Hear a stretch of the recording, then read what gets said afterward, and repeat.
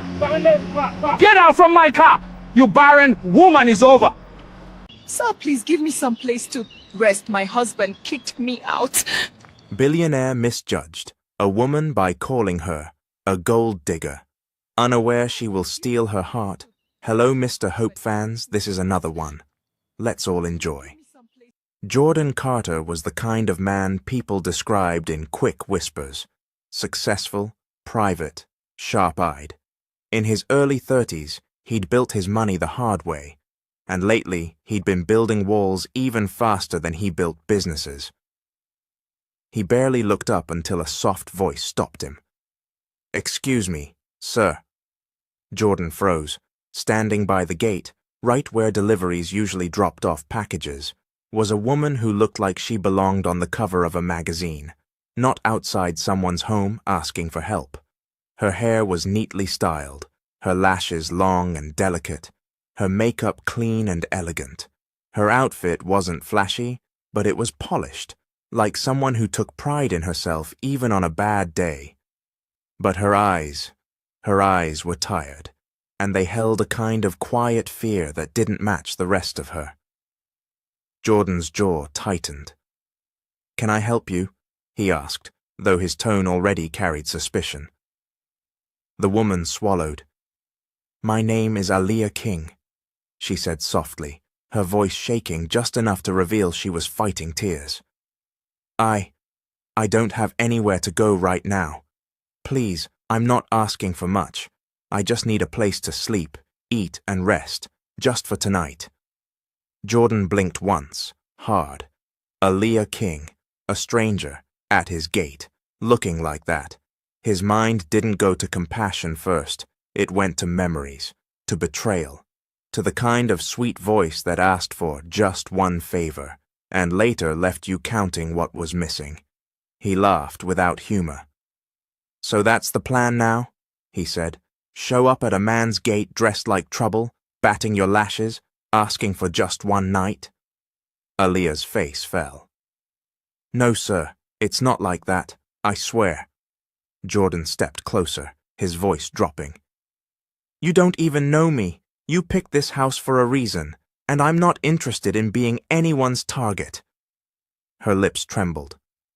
"I didn't pick you. I was just walking. I didn't know where else." "Stop!" Jordan snapped. His anger rose too fast, like it had been waiting for a place to land. He reached into the small bag he carried from the car, pulled out a bottled drink he hadn't even opened yet, and without thinking, without checking his heart, he twisted the cap. Aaliyah's brows lifted in confusion. Then Jordan splashed it.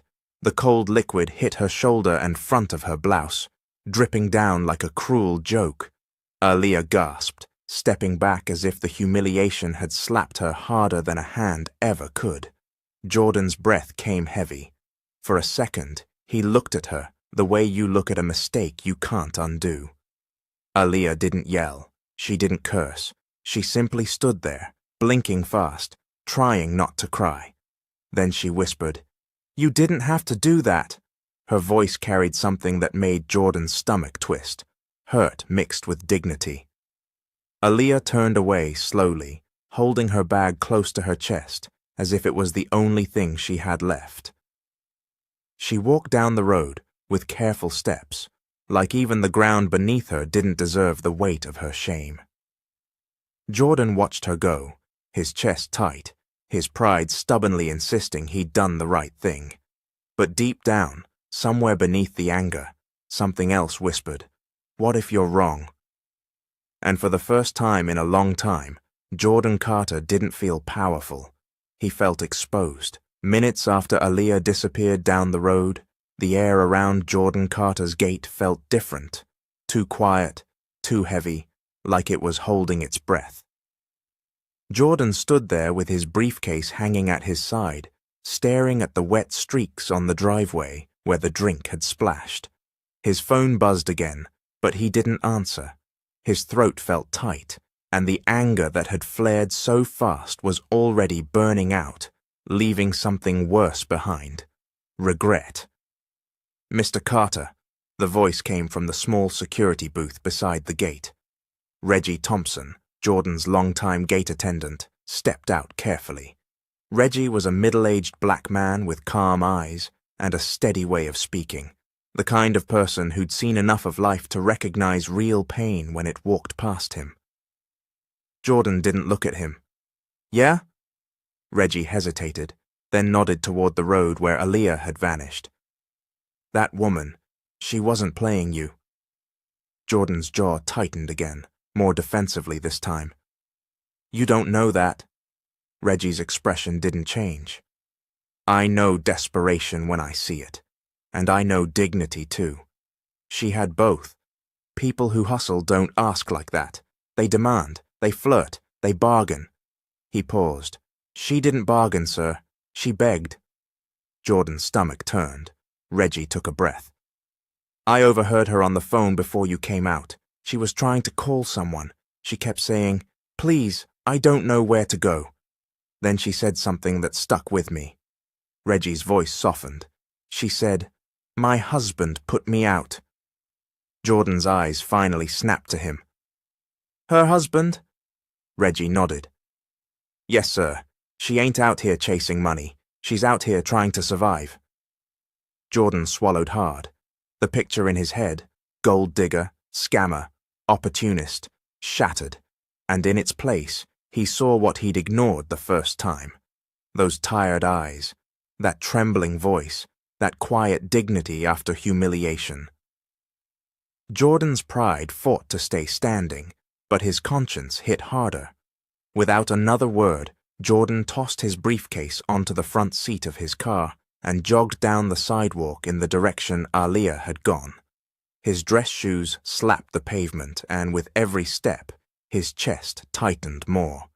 He spotted her ahead, walking slowly, shoulders stiff, holding her bag like it was armor.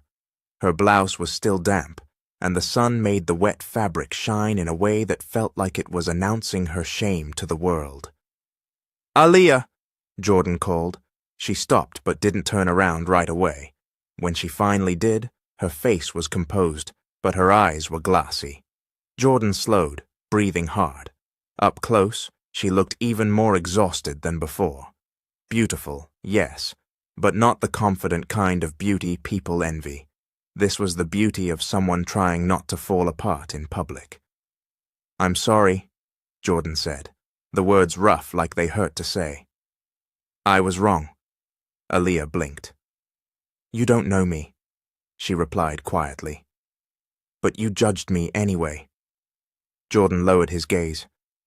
"Because someone hurt me before and I let that turn me into someone I don't recognize." Aaliyah's lips pressed together. "That doesn't make what you did okay."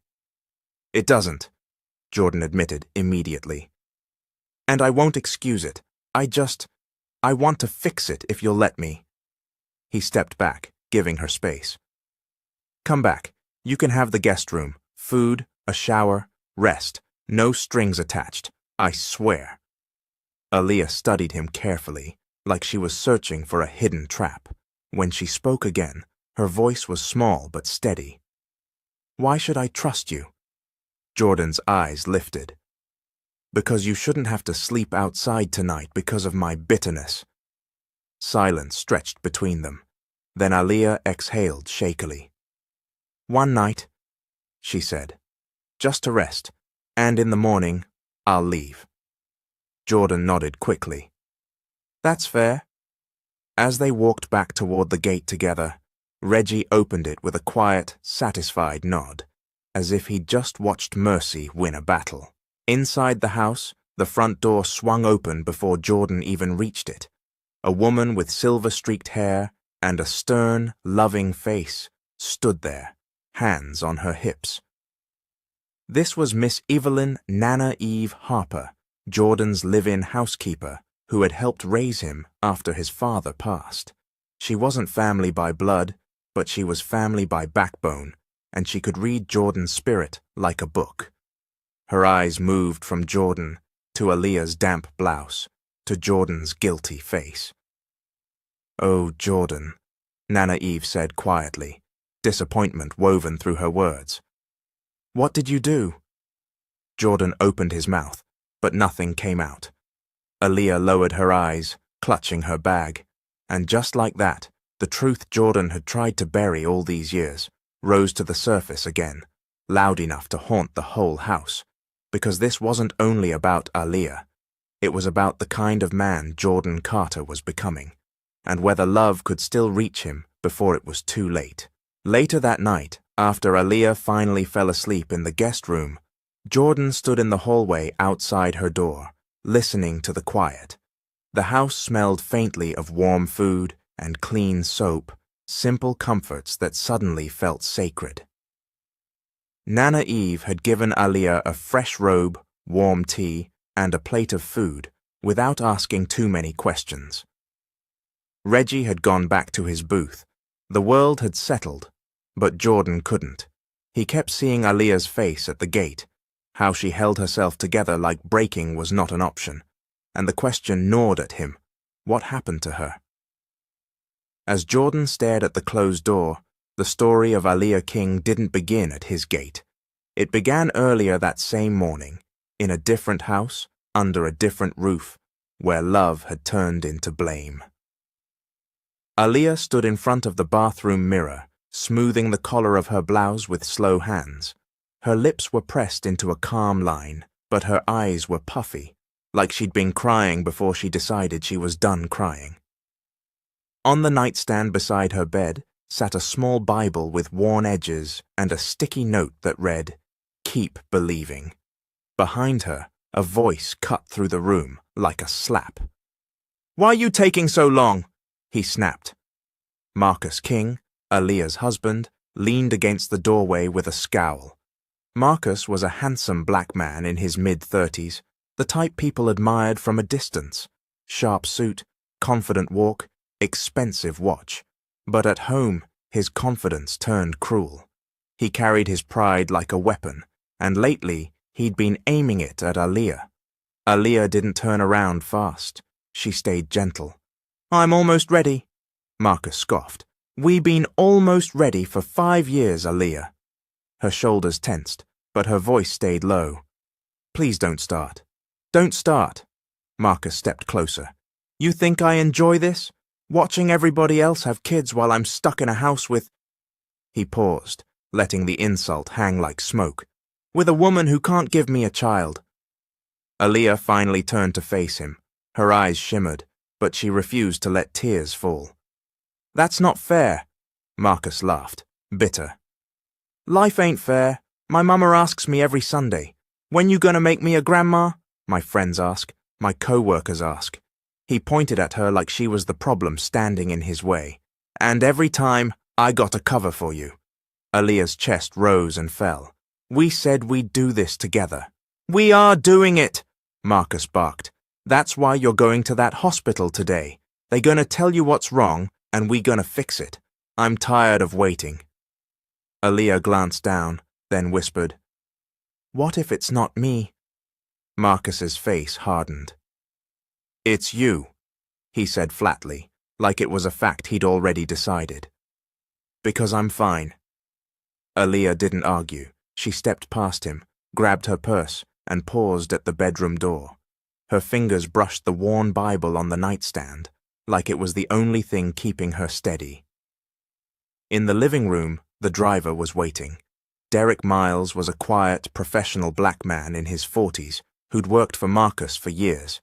He kept his eyes forward, his mouth shut, and his emotions locked down, because in Marcus's world, people got punished for having opinions. But as Aaliyah walked past him, Derek noticed her trembling hands, and the way she kept swallowing like she was trying to force strength into her throat. Marcus stormed out behind her. "Car's outside," he said. "Don't embarrass me in that office." Aaliyah climbed into the back seat, silently. Marcus got in beside her with the heavy energy of a man who believed he was entitled to answers and someone to blame. As Derek pulled away from the curb, Aaliyah stared out the window at the bright morning sky, her reflection faint against the glass. Her lips moved without sound. It wasn't anger, it wasn't even fear. It was prayer. Because even as her marriage cracked under the weight of Marcus's bitterness, Aaliyah King was still holding on to faith with both hands, and she had no idea that by the end of the day, she would be walking alone toward a stranger's gate, carrying nothing but dignity and a broken heart. An hour later, the car rolled into the hospital parking lot, and Aaliyah's stomach tightened the moment she saw the bright glass doors and the families walking in and out. Some were smiling, some were tired, some held ultrasound pictures like treasure. Aaliyah watched them and wondered what it felt like to be one of them. Marcus slammed the door when he stepped out, adjusting his suit like the world owed him respect. "Let's go," he said sharply, not looking back to see if Aaliyah was okay. Derek parked and followed a few steps behind, quiet as always. Inside, the fertility clinic smelled like hand sanitizer and fresh coffee. Aaliyah sat in the waiting room with her purse in her lap, her fingers clasped tightly together.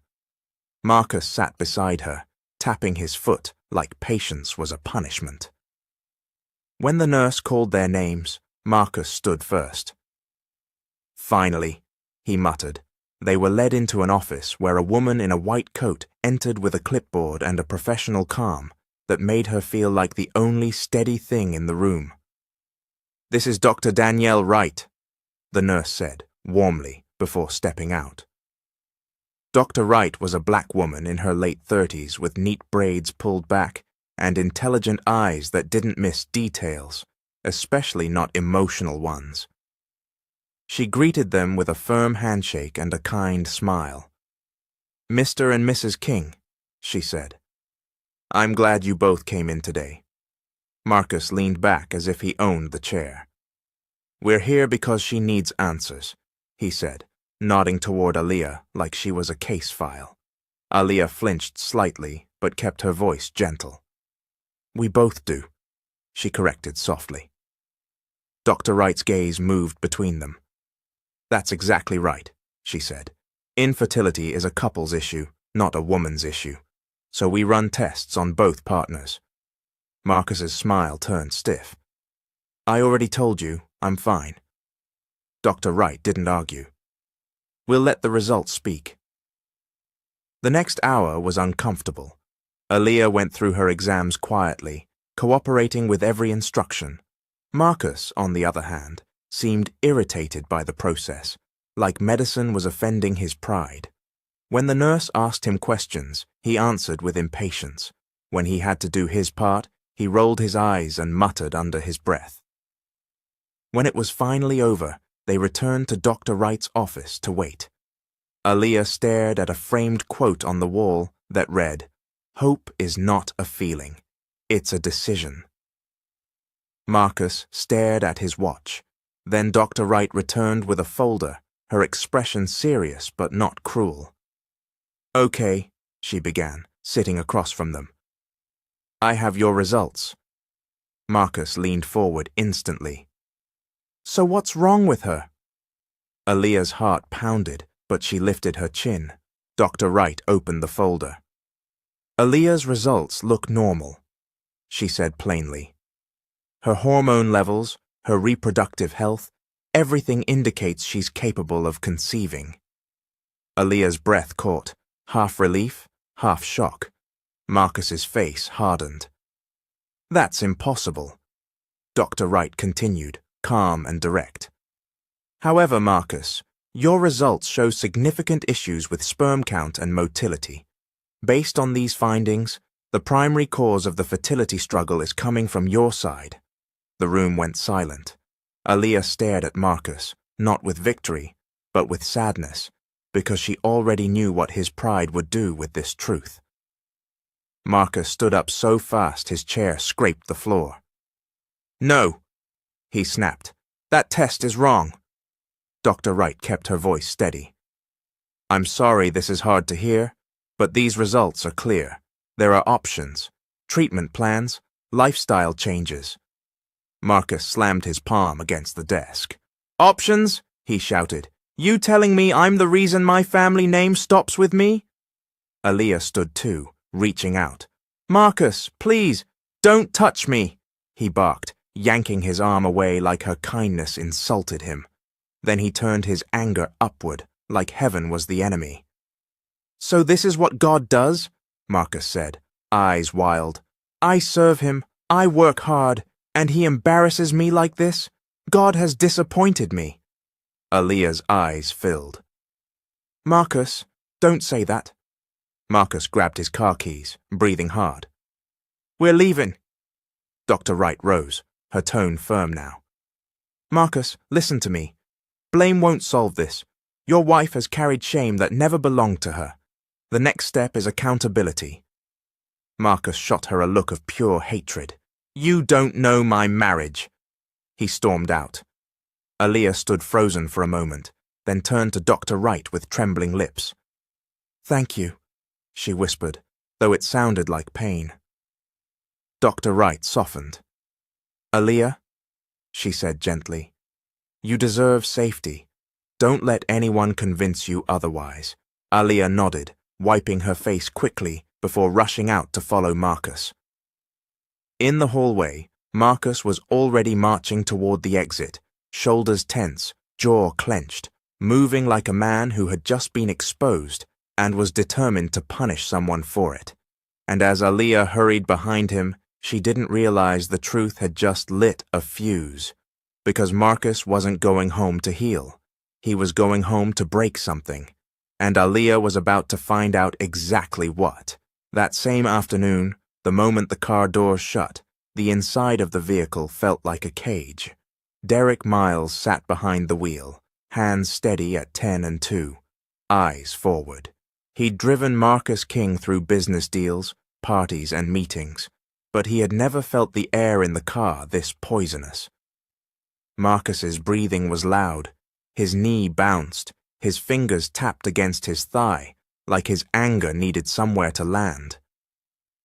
Aaliyah sat beside him, her purse hugged close, her gaze lowered. She wanted to speak, but every word felt like it might explode him. Marcus broke the silence first. "So you happy now?" he snapped, staring out the window as if the city itself had betrayed him. Aaliyah blinked. "Happy?" Her voice was soft, confused. "Marcus, no. I'm not happy. I'm just shocked." Marcus turned toward her sharply. "Shocked?" His laugh was bitter. "All this time, people been looking at me like I'm married to a problem. Turns out I'm the joke." Aaliyah's eyes filled, but she stayed calm. "You're not a joke. We can work through this. Dr. Wright said there are options." "Options," Marcus cut in. "You mean like me being weak in front of everybody? Like me admitting I'm the reason you ain't had a baby?" Aaliyah reached for his hand carefully. "This doesn't make you less of a man." Marcus yanked his hand away, like it burned. "Don't preach to me," he hissed. Derek's jaw tightened, but he said nothing. Aaliyah swallowed. "Marcus, blaming me won't change the results." Marcus's head snapped toward her. "So now you talking back?" His voice climbed. "All these years I carried you, paid bills, gave you a name, gave you a home, and you want to stand there like you innocent?" Aaliyah stared at him, stunned. "I am innocent," she whispered, not with pride, but with pain. That sentence was all it took. Marcus leaned forward, voice sharp as a blade. "Derek, pull over!" Derek's eyes flicked to the rearview mirror. "Sir?" "I said pull over!" Marcus shouted. The car slowed and rolled to the side of the road, near a quiet stretch, with trees and a long sidewalk. Aaliyah's heart began to pound so hard she could hear it. "Marcus, what are you doing?" she asked, voice trembling now. Marcus unbuckled his seatbelt. "Getting rid of the problem." Aaliyah's breath hitched. "Please." Marcus opened his door, then reached across her. His hand grabbed her wrist, not gently, and he yanked her toward the open space between them. "Aaliyah, stop!" Derek blurted without meaning to. His voice cracked the silence like lightning. Marcus shot him a warning look. "Stay in your lane." Aaliyah's eyes widened. Marcus, please, we can talk. Talk? Marcus scoffed. I talked for 5 years. Now I'm done. He pulled her out of the car. Aaliyah stumbled onto the sidewalk, nearly falling, clutching her purse with shaking hands, her blouse wrinkled, her hair shifting out of place, her dignity fighting to stay intact. Marcus stepped out, towering over her.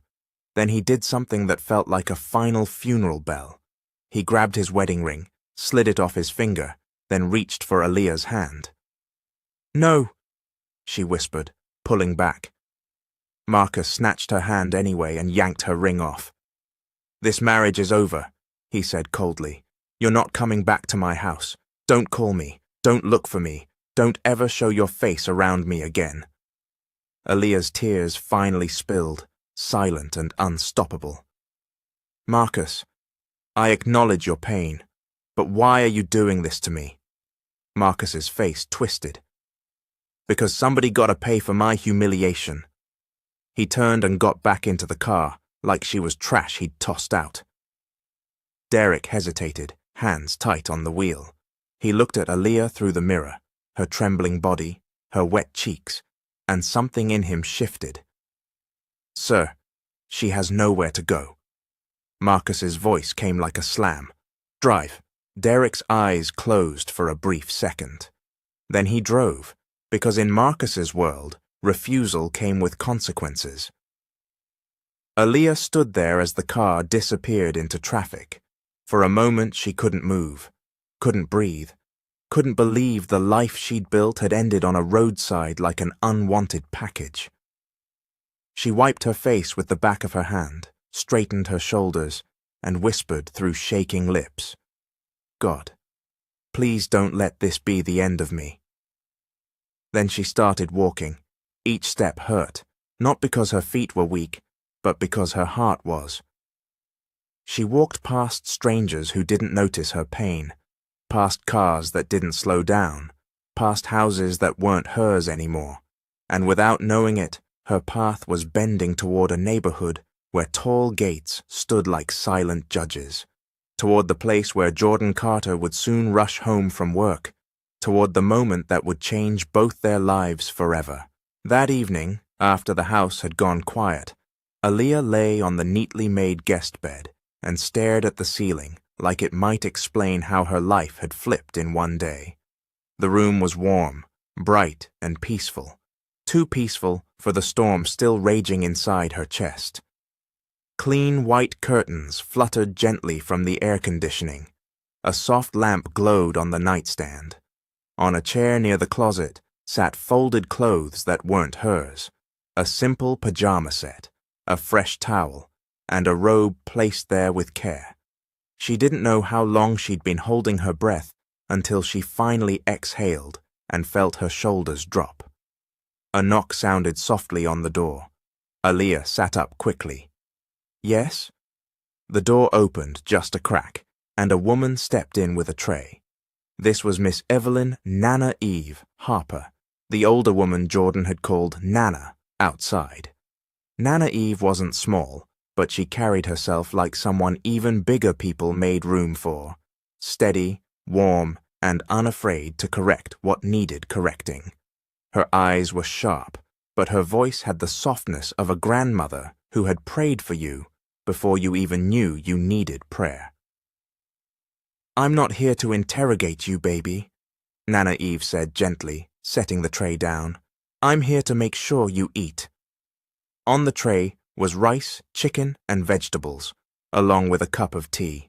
Aaliyah's throat tightened. Thank you, she whispered. Nana Eve glanced at Aaliyah's damp blouse draped over a chair, the stain still faint on the fabric. Her eyes narrowed, not at Aaliyah, but at the memory of what had happened. That boy, Nana Eve muttered, shaking her head. Jordan done let his pain turn into poison sometimes. Aaliyah blinked. He apologized. He better, Nana Eve replied, then softened. You rest. You're safe here tonight. Aaliyah hesitated. I don't want to cause trouble. I'm not... I'm not looking for anything from him. Nana Eve's gaze held hers. Good. And he ain't looking for anything from you either. He knows better. She leaned in slightly, lowering her voice like a promise. In this house, we do things the right way. Respect, boundaries, honor. Aaliyah nodded, grateful for the clarity. Nana Eve patted her shoulder once. Eat, pray if you need to. Sleep like your soul deserves a break. When Nana Eve left, Aaliyah ate slowly, every bite tasting like survival. Then she stood, took a long shower, and watched water carry away the dust of the road, though it couldn't wash away the humiliation in her heart. Afterward, she knelt beside the bed. God, she whispered, voice trembling, I don't understand why this happened, but please don't let my heart become hard. Please, guide me. Aaliyah climbed into bed, but sleep didn't come easily. On the other side of the hallway, Jordan Carter stood in his own room with his tie loosened, replaying the day like a punishment he deserved. He kept seeing the drink splash across Aaliyah's blouse, the way she turned away without screaming, without begging, just hurting. He heard footsteps behind him. Nana Eve stepped into his doorway without asking. Jordan didn't turn. I know, he said quietly. I messed up. Nana Eve crossed her arms. You didn't just mess up. You acted like a man who forgot where his blessings come from. Jordan flinched at the word, blessings. Nana Eve pointed down the hall. That woman didn't come here to tempt you. She came here because life pushed her to the edge, and you added to it. Jordan's voice dropped. I thought she was... Don't say it, Nana Eve interrupted. You thought wrong, and you better make sure your sorry comes with action, not just words. Jordan nodded, swallowing hard. I told her she can stay tonight. That's it. No pressure. Nana Eve's eyes softened just a little.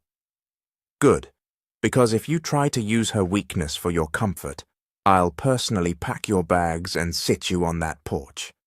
Jordan let out a small breath, half laugh, half shame. Yes, ma'am. Nana Eve turned to leave, then paused. And Jordan? He looked up.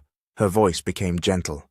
You can't keep punishing new people for what old people did. The words landed deep.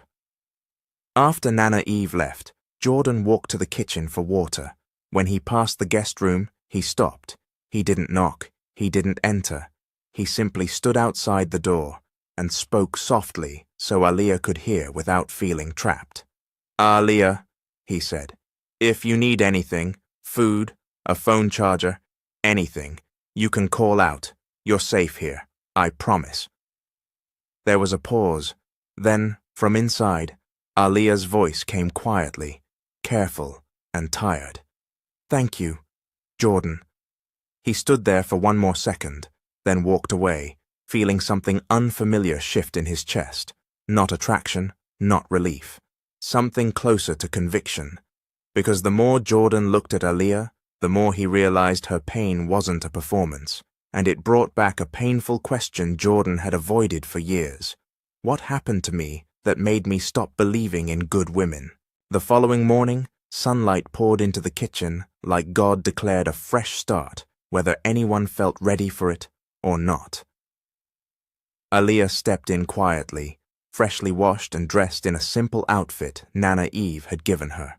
Her hair was pulled back neatly, and her face was bare of makeup now. Without the lashes and polish from the day before, she looked younger, still beautiful, but in a softer, more real way. The kind of beauty that didn't try to convince you of anything. Nana Eve was already at the stove. Morning, baby, Nana Eve said, flipping pancakes with the confidence of a woman who had fed generations. Sit down before I start hollering. Aaliyah gave a small, tired smile and sat at the table. Thank you for everything, she said. I didn't expect kindness after yesterday.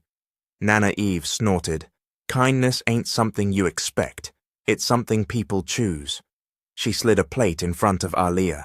And around here, We choose it. Aliyah looked down at the food like it was more than breakfast, like it was proof she wasn't invisible. Footsteps sounded behind them.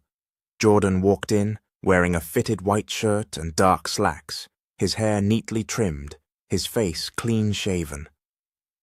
In the morning light, he looked less like the angry man from the gate and more like the disciplined businessman he probably was, controlled, careful, and guarded. His eyes met Aliyah's for a second. He didn't smile, but his voice was quiet. "Morning," Aliyah nodded. "Good morning." Jordan poured coffee and leaned against the counter, keeping a respectful distance. He looked like someone who didn't know what to do with a second chance, but didn't want to waste it either.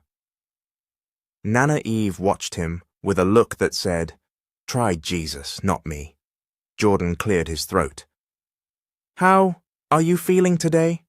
Aliyah hesitated, then answered honestly. "Tired, but better than yesterday." Jordan nodded slowly. "If you need to make calls, you can use my phone, or I can have Reggie drive you somewhere safe." Aliyah blinked. "Reggie." Jordan glanced toward the window, a faint softness touching his eyes. "My gate attendant, Mr. Reggie Thompson. He's the one who made me realize I was wrong." Aliyah absorbed that, surprised. "Tell him thank you." "I will," Jordan said, then paused. "And I'm still sorry." Aliyah didn't rush to comfort him. She simply said, "I accept your apology." Those 4 words landed heavy because they weren't romantic, they weren't flirty, they were mature, earned, real. Jordan looked down at his coffee. "You don't have to tell me what happened," he said. "But I want you to know you're not trapped here. You can leave whenever you want." Aliyah stared at him for a moment. "You're very careful," she observed softly. Jordan's eyes lifted. "Careful?" Aliyah nodded. "You speak like you're afraid of being misunderstood, like you don't want anyone too close." Nana Eve's spatula paused midair. Jordan's jaw tightened, just slightly. "People change when you let them too close," he said. Aliyah's voice was gentle. "Sometimes they do, but sometimes they heal you." Jordan didn't respond right away. He turned toward the sink and rinsed his cup longer than necessary, like water could wash away memory. Nana Eve slid into the chair across from Aliyah and lowered her voice. "Don't take it personal, baby," she murmured. Jordan's heart been wounded. Aliyah's brows lifted. "What happened?" Nana Eve's eyes softened with a mix of anger and sadness. "A woman he loved nearly ruined him," she said. "And ever since then, he's been building walls taller than this whole house." Aliyah looked at Jordan's back, the rigid shoulders, the stiff posture, the silence he wore like armor. "I'm not here to hurt him," Aliyah whispered, more to herself than to Nana Eve. Nana Eve nodded. "I know, but he don't know what to do with a woman who's genuine. He forgot what that looks like." Jordan turned around then, as if he felt the weight of their conversation, even from across the room. He walked back to the counter, his eyes briefly meeting Nana Eve's. Nana Eve raised a brow, daring him to keep hiding. Jordan exhaled slowly. "Aliyah," he said, voice low, "if you want, I can help you find a place. A hotel for a few nights, or somewhere safer." Aliyah's hands tightened around her fork. "I don't have much money," she admitted quietly. "And I don't have anyone I can trust right now." Jordan's eyes shifted, and for the first time, his voice carried something softer than caution. "I know what it's like," he said, almost under his breath. "To think you can trust someone, and then realize you were just convenient." Aliyah looked up. "What happened to you?" Jordan's face went still. His gaze moved somewhere far away. Then he said the name like it tasted bitter. "Simone," and the way he said it told Aliyah everything. The story behind that name was the reason Jordan Carter didn't believe in love the way he used to. That same morning, Jordan's voice trailed off, and the kitchen seemed to fade behind his eyes. Aaliyah noticed it immediately, the way his shoulders stiffened, the way his jaw locked, the way he stared at nothing like he was watching something painful replay on a screen only he could see. Nana Eve didn't push him. She simply went back to the stove, flipping pancakes as if giving him space was her form of love. Aaliyah sat still, her curiosity quiet, respectful. Jordan finally spoke, but his voice sounded distant. "Simone Brooks," he said again, slower this time. "She was my future. At least I thought she was." And then the memory took him. It had been 2 years ago, on a bright Friday afternoon. Jordan Carter pulled into his driveway earlier than usual, the kind of early that surprises even you. His biggest contract of the year had just closed, and for once he felt light. He'd stopped to pick up flowers, nothing dramatic, just a simple bouquet, because he wanted to celebrate with the woman he planned to marry. Back then, Jordan wasn't guarded. Back then, he smiled more. He walked into the house quietly, thinking he'd catch Simone by surprise. Simone Brooks was his fiancée, beautiful, sharp and charming in a way that made rooms lean toward her. A black woman in her late 20s with a bold laugh and an easy confidence. Simone knew how to make Jordan feel like a king, and Jordan, in return, built her a world he thought was safe. Jordan stepped into the hallway, calling softly, "Simone?" No answer, but he heard something, a laugh, low, unfamiliar. Jordan's steps slowed, his grip tightened around the flowers. Then he heard a man's voice, and the sound of the bed creaking upstairs. His stomach dropped. Jordan moved like his body didn't want to believe what his mind already knew. He climbed the stairs quietly, each step heavier than the last, until he reached the bedroom door. It was slightly open. Jordan pushed it wider, and there they were, Simone on the bed, and a man beside her, shirtless, relaxed, as if he belonged there. Jordan froze. The flowers slipped from his fingers and hit the floor with a soft thud. Simone's head snapped up, her eyes widened. "Jordan!" Jordan couldn't speak. His chest felt like it had been punched. The room spun, not from anger first, but from disbelief.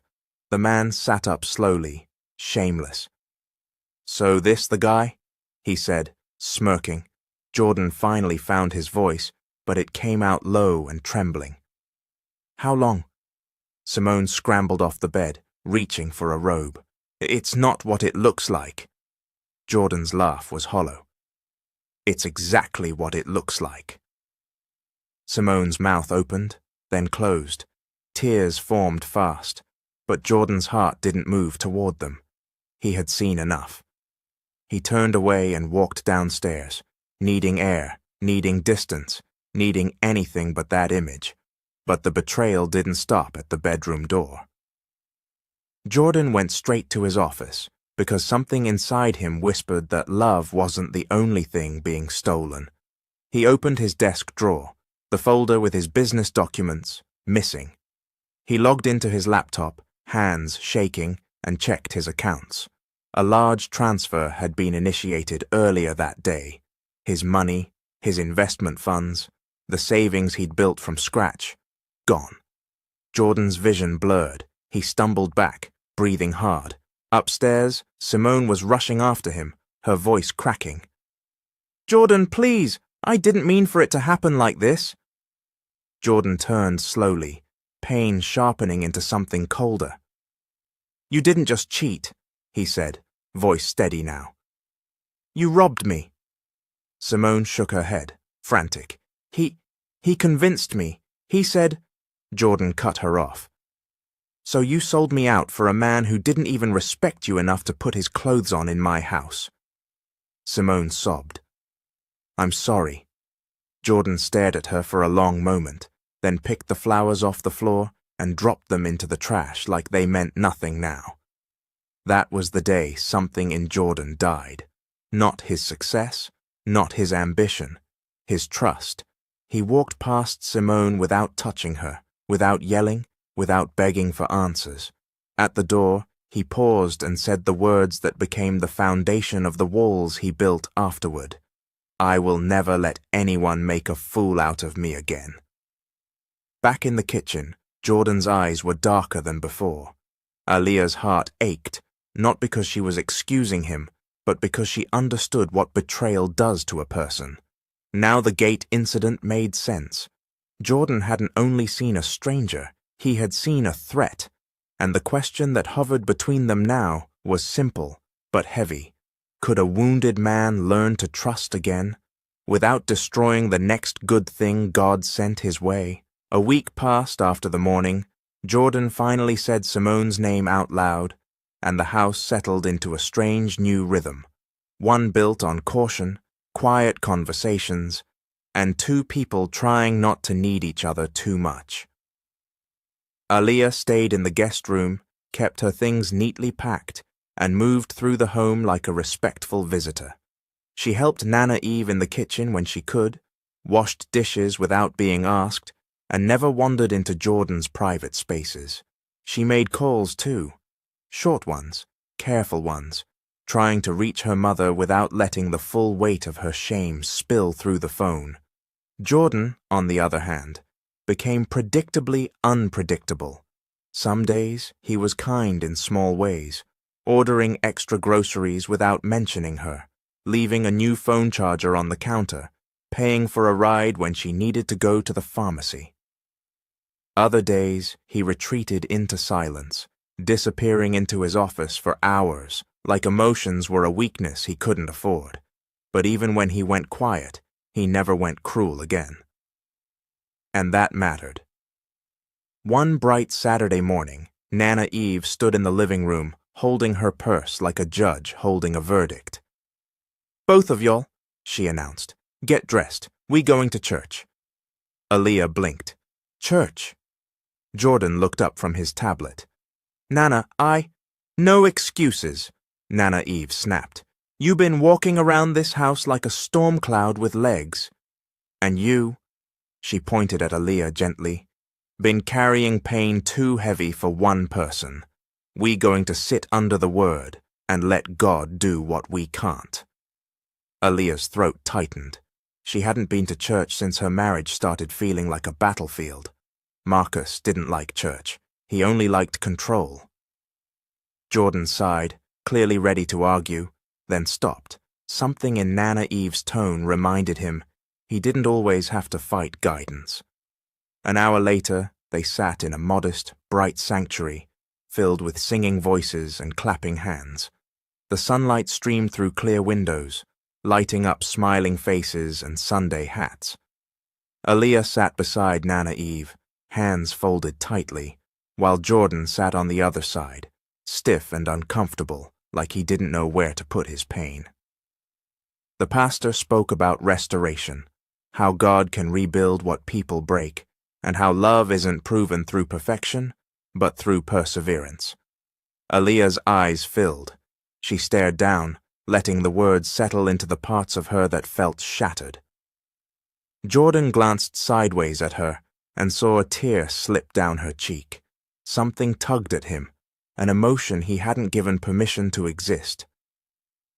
After service, outside the church, a few women smiled warmly at Nana Eve, then looked at Aaliyah with curiosity. Aaliyah offered a polite smile, but she could feel the silent questions. Who is she? Why is she with them? Then one woman, bold enough to say what others only thought, tilted her head and asked Nana Eve, "Is that your granddaughter? Or—" Before Nana Eve could respond, Jordan stepped forward. His voice was calm, but firm. "She's family while she's with us," he said, "and that's all you need to know." The woman blinked, embarrassed. "Oh, okay." Aaliyah stared at Jordan, surprised. Jordan didn't look at her. He just held the line, protecting her dignity without making a show of it. On the ride home, Nana Eve hummed to herself. satisfied. Derek didn't drive them.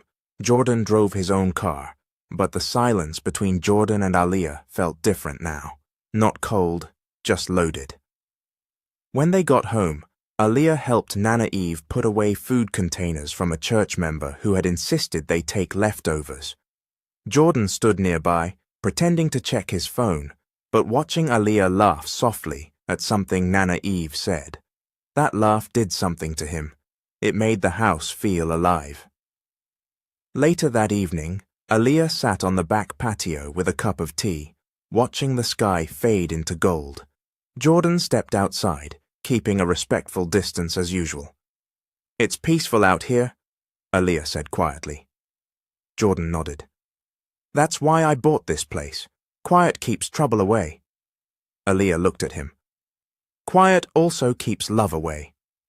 Jordan's eyes flicked to hers. "Love isn't always safe." Aaliyah's voice softened.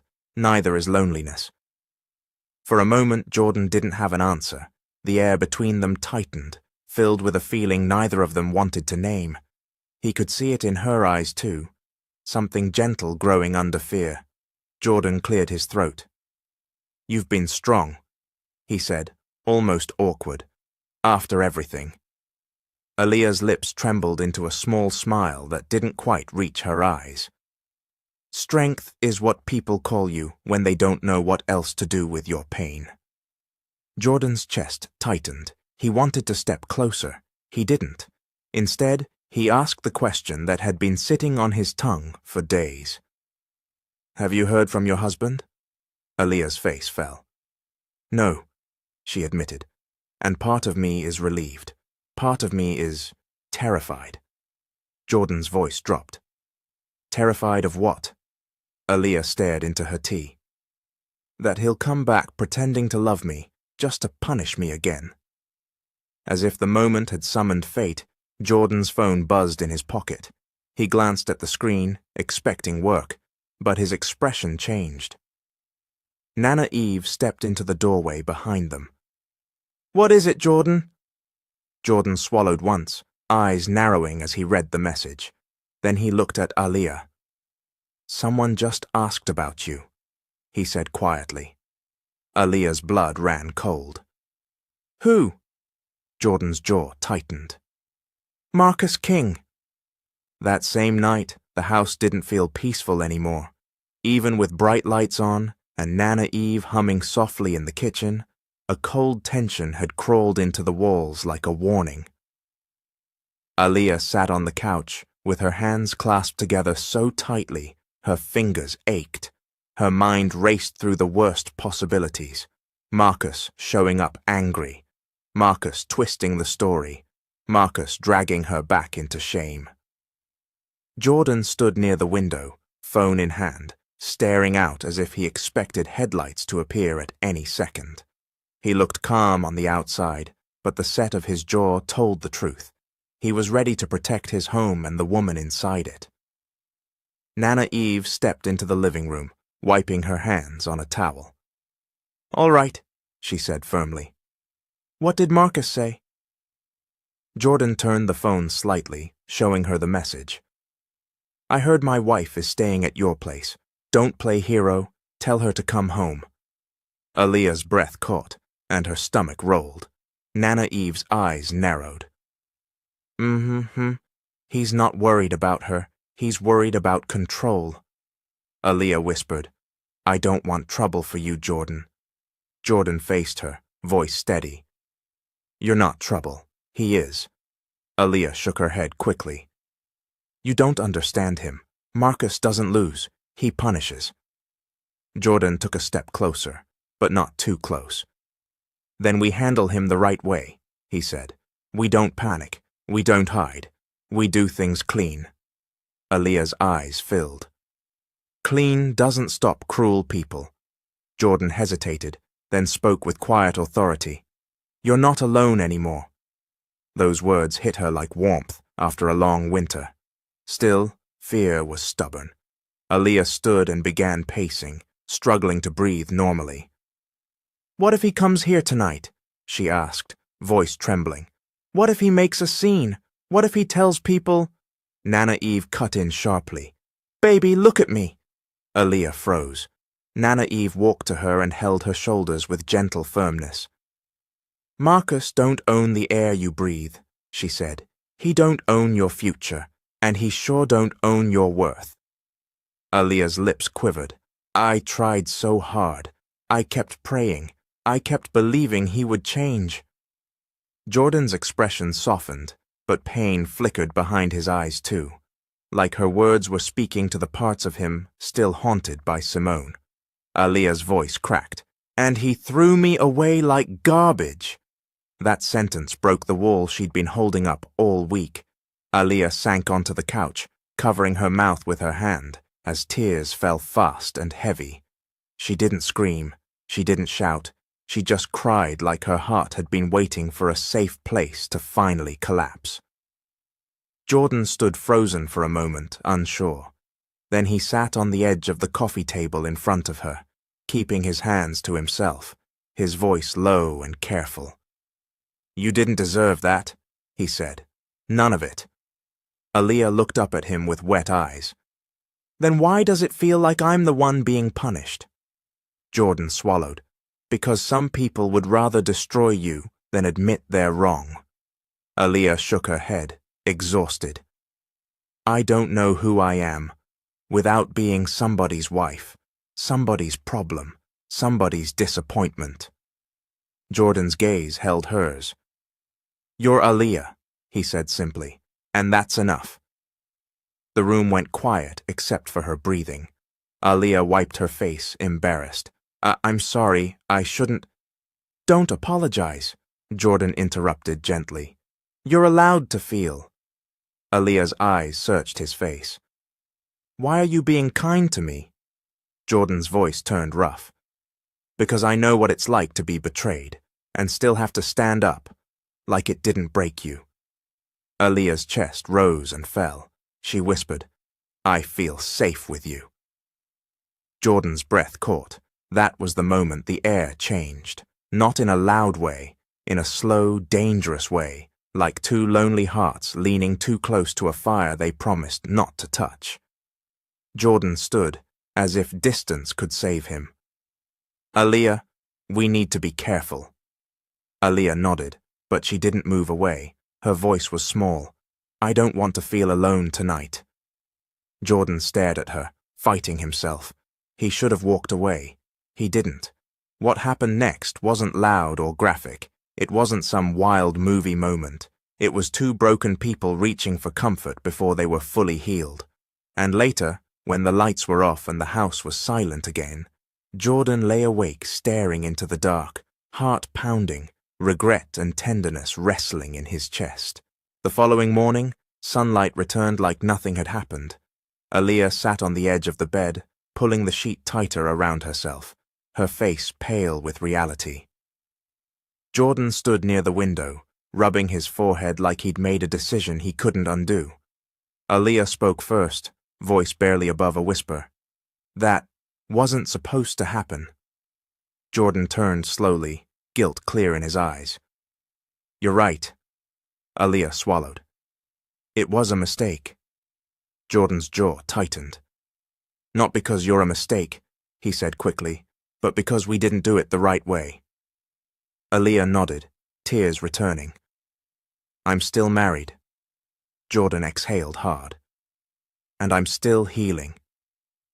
They stood in silence, both feeling the weight of what they'd done. Finally, Jordan said, We need boundaries, real ones. Aaliyah agreed. We pause, we get our hearts right. Jordan nodded once. And we don't let one night confuse our future. Aaliyah looked down, ashamed and sad at the same time. Okay. Jordan's phone buzzed again on the dresser. He glanced at it, and his expression tightened. Because while they were trying to fix what happened in the bedroom, Marcus King was already planning his next move. This is Mr. Hope. Here comes the end of part 1. If you're interested in part 2, comment Mr. Hope part 2.